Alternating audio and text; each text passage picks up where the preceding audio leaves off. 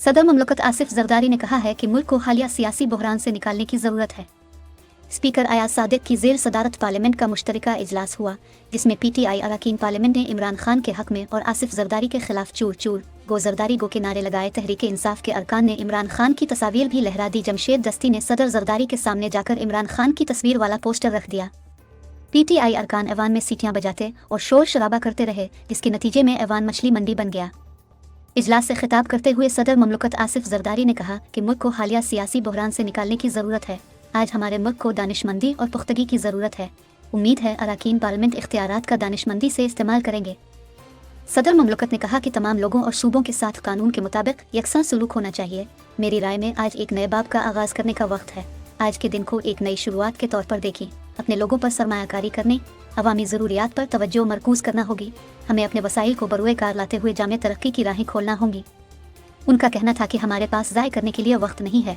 Polarisation से हटकर हाजिर की सियासत की तरफ बढ़ना मुल्क की ज़रूरत है। इस ऐवान को पार्लिमानी अमल पर अवामी एतमाद बहाल करने के लिए कायदाना किरदार अदा करना होगा। तमीरी इख्तिलाफ, फलती फूलती जमहूरियत के मुफीद शोर को नफ़ात नुकसान की सोच के साथ नहीं उलझाना चाहिए। समझता हूँ कि सियासी माहौल की असरनो तरतीब की जा सकती है। हम हकीकी तौर पर कोशिश करें तो सियासी दर्जाए हरारत में कमी ला सकते हैं। आसिफ जरदारी ने कहा कि मुल्क को दरपेश चैलेंजेस पर काबू पाना नामुमकिन नहीं। मुल्की मसाइल के हल के लिए बामानी मुज़ाकरात, पार्लिमानी इत्तेफाक राय दरकार है। बुनियादी मसाइल के हल के लिए कड़ी इस्लाहात पर बरवक्त अमल दरामद यकीनी बनाना होगा। उन्होंने कहा कि सियासी क़यादत को पसमानदा इलाकों की ख़ास ज़रूरियात को तरजीह देना होगी। हुकूमत नौकरियाँ पैदा करने, महंगाई कम करने, टैक्स नेट वसी करने के लिए माशी इस्लाहात करेगी। आइनी फ्रेमवर्क के तहत वफाक और सूबों के माबैन मुस्बत ताउन और मुअस्सिर हम आहंगी नागुज़ीर है। जामे कौमी तरक्की पॉलिसियों पर अमल दरामद के लिए सूबों और वफाक के दरमियान हम आहंगी ज़रूरी है। उनका कहना था कि मईशत की बहाली के लिए सबको अपना हिस्सा डालना होगा। गैर मुल्की सरमायाकारी लाना हमारा बुनियादी मकसद होना चाहिए। हुकूमत कारोबारी माहौल साजगार बनाने के लिए जामे इस्लाहात के अमल को तेज़ करे। मकामी गैर मुल्की सरमायाकारों की सहूलत के लिए पेचीदा कवानीन आसान बनाना होंगे। सदर जरदारी ने कहा कि दहशतगर्दी का इफरीत एक बार फिर अपना घिनौना सर उठा रहा है। दहशतगर्दी से हमारी कौमी सलामती, इलाकाई अमन खुशहाली को खतरा है। पाकिस्तान दहशतगर्दी को एक मुश्तरका खतरा समझता है। दहशतगर्दी से निमटने के लिए इज्तिमाई कोशिशों की ज़रूरत है। पड़ोसी ममालिक से दहशतगर्द गिरोहों का सख्ती से नोटिस लेने की तवक्को रखते हैं। सदर ममलकत ने कहा कि हमें अपनी मुसल्लह अफवाज और कानून नाफिज करने वाले इदारों पर फ़ख्र है। हम दुश्मन अनासिर को अहम मंसूबे को ख़तरे में डालने, दोनों ममालिक के माबैन मजबूत ताल्लुक़ को कमज़ोर करने की इजाज़त नहीं देंगे। उन्होंने मज़ीद कहा कि अपने अवाम की इस्तिकामत पर मेरा यकीन गैर मुतज़ल्ज़ल है। जब भी हम मुश्तरका मकसद के लिए मुत्तहिद हुए, हमने अपने वादों को पूरा किया। जानता हूँ कि मुल्क को पेचीदा समाजी, माहौलियाती और माशी चैलेंजेस का सामना है। हमारे मसाइल पेचीदा ज़रूर हैं, मगर उनका हल मुमकिन है। Speaker of the National Assembly, Sardar Ayaz Sadiq, Prime Minister of Pakistan, Mehmet Shahbaz Sharif, members of the Parliament, distinguished guests, ladies and gentlemen, Assalamu alaikum. As we embark upon the first parliamentary year, let me extend my heartfelt congratulations to all honourable members of the Parliament on the election to this august House. I would also like to compliment the Prime Minister and both federal and provincial governments on their election victories and assumption of their responsibilities.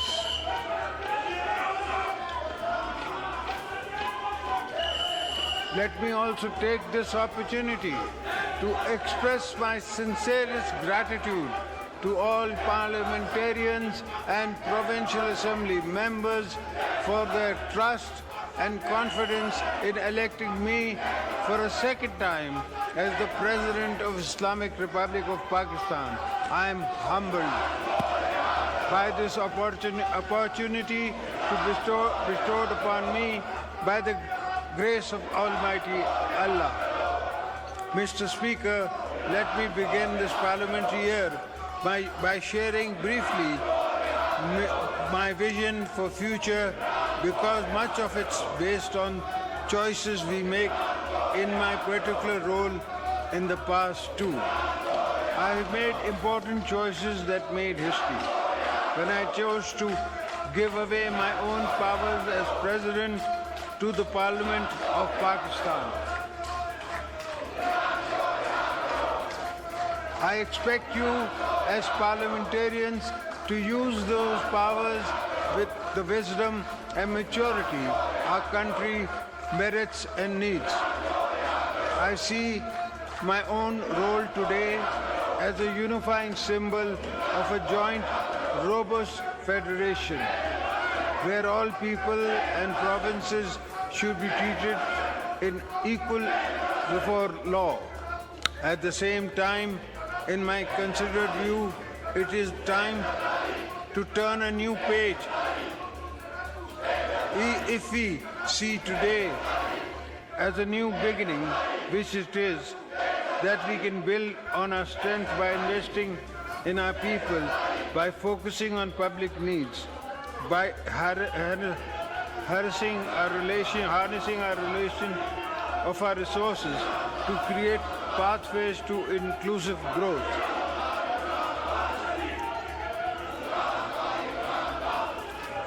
I also feel that we have little time to waste. The country needs us to move on from the polarization so common now to contemporary politics. This joint house must play a leading role in rebuilding public confidence in the parliamentary process and establish a foundation for the uninterrupted sustainable development of our nation. Let us not confuse constructive disagreement and healthy noises of a growing democracy with the pursuit of zero-sum thinking. The country needs us to take pause and reflect on what we prioritize in our goals, our narratives, and our agendas.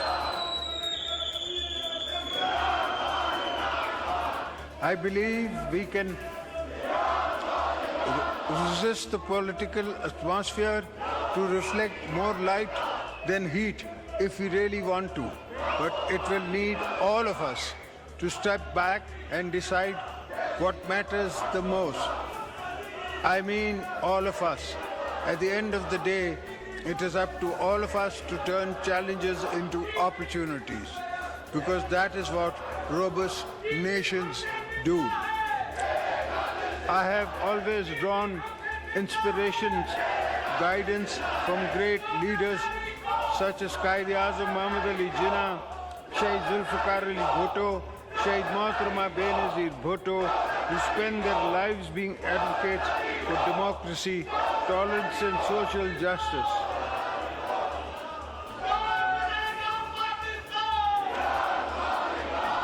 I firmly believe that by embracing the vision of these leaders, we can effectively tackle our challenges and foster an atmosphere of mutual respect and political reconciliation. The challenges we face are not impossible to overcome. They just require a fundamental of meaningful dialogues, parliamentary consensus, and a timeline implementation of rigorous reforms aimed at addressing underlying issues, both old and new, confronting us. I strongly believe that in order to align our country with the 21st century, it is imperative that we move forward on reforms to promote good governance for the provision of optimal social entitlement to our citizens.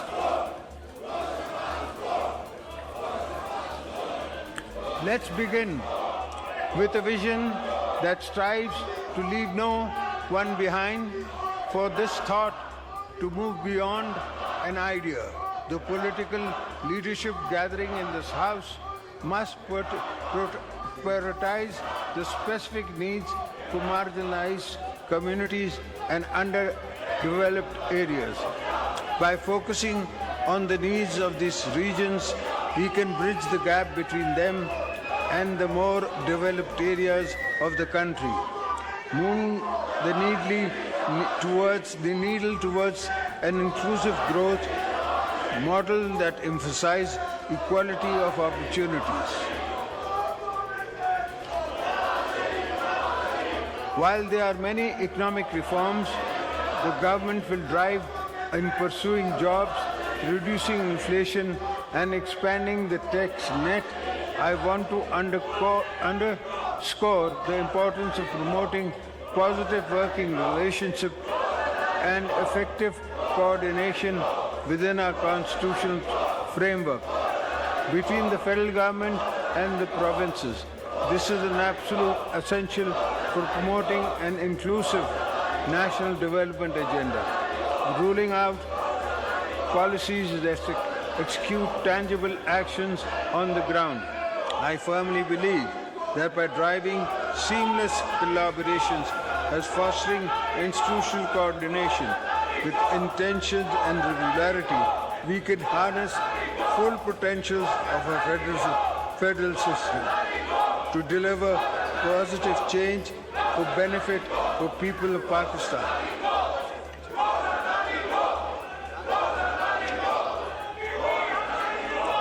Mr. Speaker, honorable members of the Parliament, Pakistan needs all hands on deck to revitalize its economy.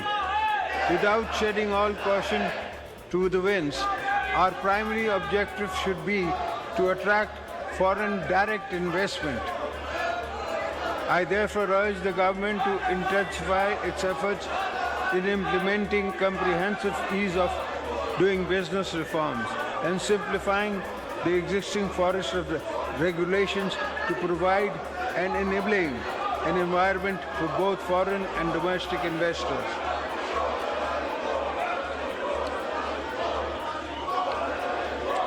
I commend the establishment of the Special Investments Facility Council aimed at attracting and facilitating investment in the key sectors, which is a step forward in the right direction.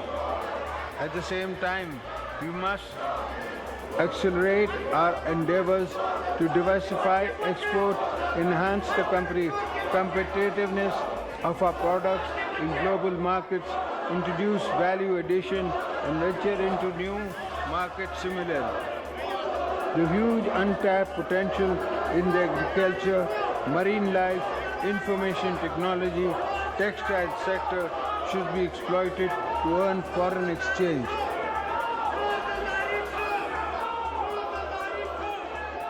Any global or national stocktake will tell us that the world is changing fast under our feet. Pakistan has been sincerely devastated by different impacts of climate change, especially in the shape of a catastrophic flood in the 2022. We urgently need to invest in climate-friendly, climate-resilient infrastructure to mitigate the rapidly compounding risk of climate change.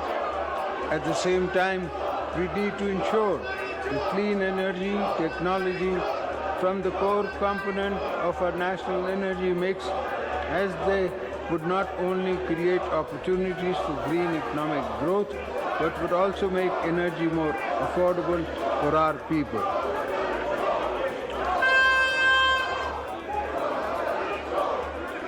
Mr. Speaker, the provision of primary and secondary education is a fundamental right, and its current state should keep all governments awake at night. We must acknowledge the fact that in Pakistan there's a massive number of children who are out of school, and given our growing population, the number is growing faster than the facilities we have been providing. I therefore urge all provincial governments to bring focus and energy on transformative reforms on education sector, not just on improving access to primary secondary education for all children, but for ensuring quality as well.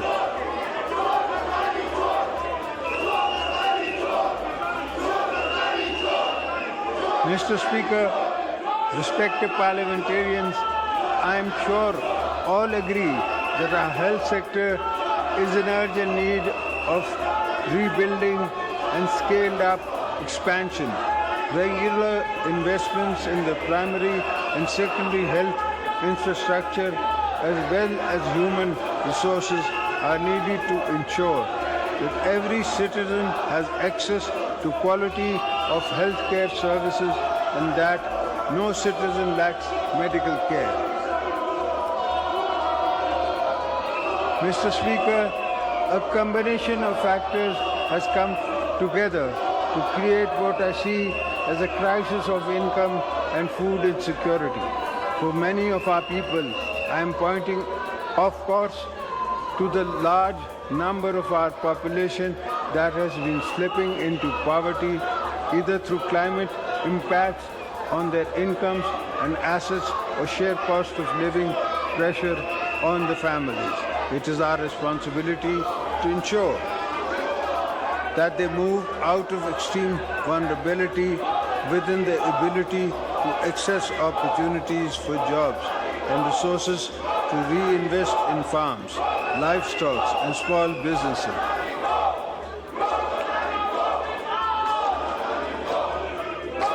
I am proud to say that I come from a political background that has rich legacy of empowering and protecting all those at the bottom of the social pyramid, including women. Shaheed Mohtarma Benazir Bhutto was a champion of women's rights and always went on extra mile in advancing women's causes, just as she sought entitlement of economically and socially vulnerable groups of Pakistan. I am very proud of the fact the Benazir Income Support Program has been providing a lifeline to millions of vulnerable women across the country, offering them financial assistance and social protection, while giving many women the incentives and seed capital to start up small businesses. I'm glad that the number of the beneficiaries of the Poverty Elevation Program has risen to over 9 million, but we need to bring more underprivileged women into the social safety net. I am hopeful that the new government will actively work to reduce social and economic fragility while aggressively promoting girls' education and health, including programs to reduce maternal, maternal, and enhance mother and child income.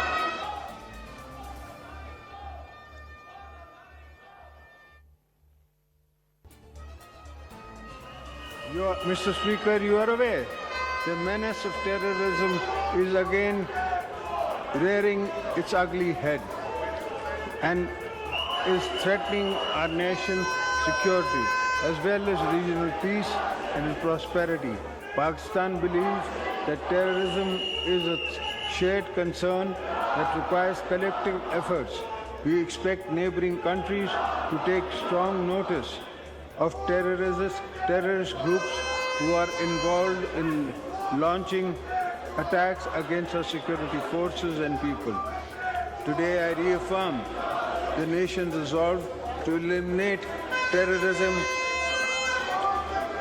elements. My late wife, the twice elected Prime Minister of Pakistan, Mohtarma Benazir Bhutto Shaheed, gave her life standing up to terrorists, so you will never find me wanting in building the unity and the momentum behind such an effort.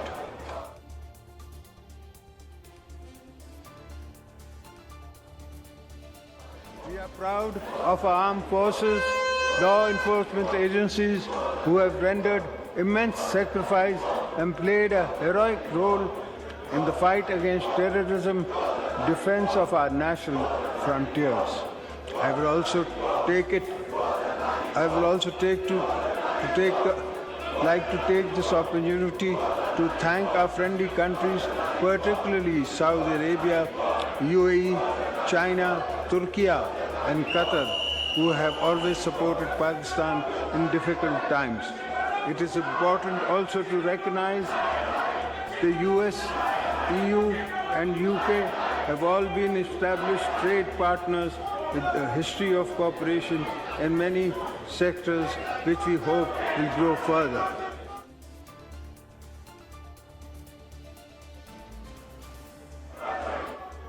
I extend my heartfelt gratitude to China for its unwavering support to Pakistan in various fields and enduring strategic all-weather friendship between Pakistan and China is a cornerstone of stability in the region. We remain steadfast in our commitment to collaborate with China to advance our shared goals and fostering regional peace, promoting connectivity, ensuring prosperity, and maintaining stability, which includes completion of the China-Pakistan Economic Corridor.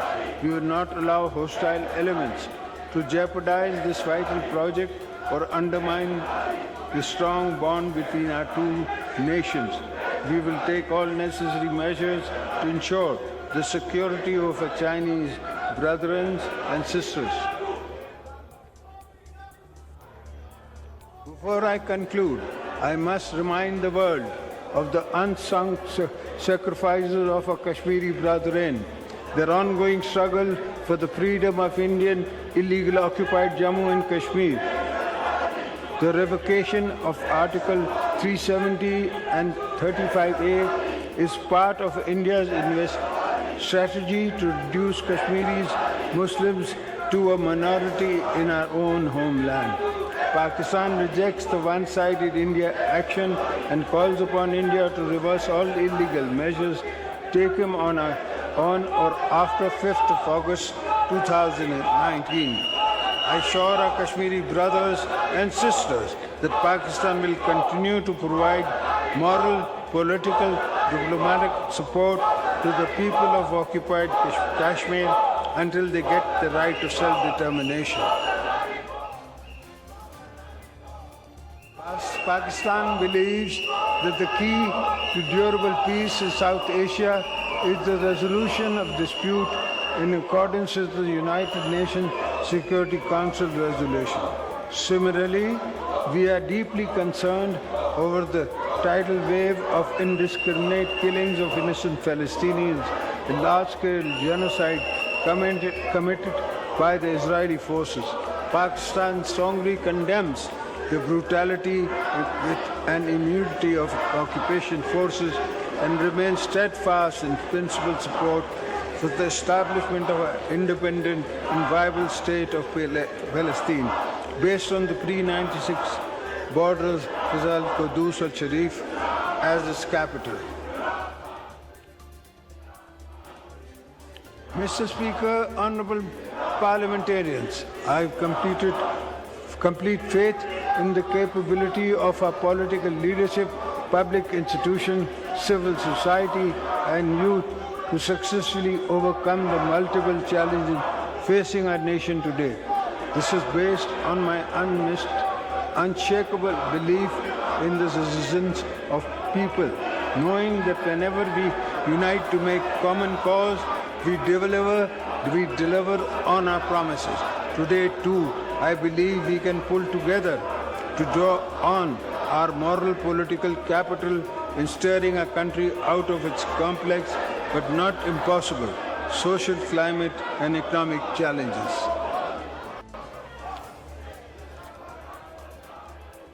Once again, let me entreat you all to think of this great country as your driving motivation for service in this House of Parliament. Let us demonstrate a spirit and words, a renowned political ethos, a collaboration and census building as the guiding principle to lay the groundwork for a more prosperous Pakistan. I am certain that together, in a fresh start, we can start a course towards a strong, prosperous Pakistan. May Allah be our guide and support this journey. Ameen. Pakistan, Zindabad. इधर ले आए